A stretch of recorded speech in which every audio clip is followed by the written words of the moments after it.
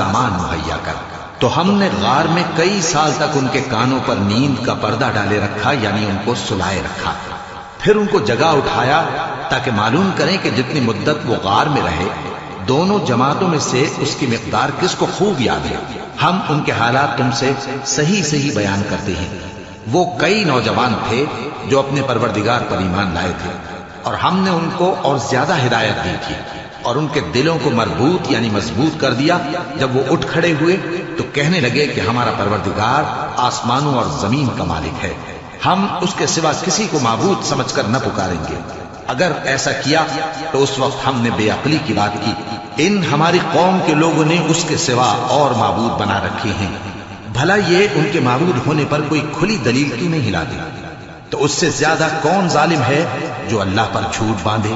اور جب تم نے ان مشرکوں سے اور جن کی یہ اللہ کے سوا عبادت کرتے ہیں ان سے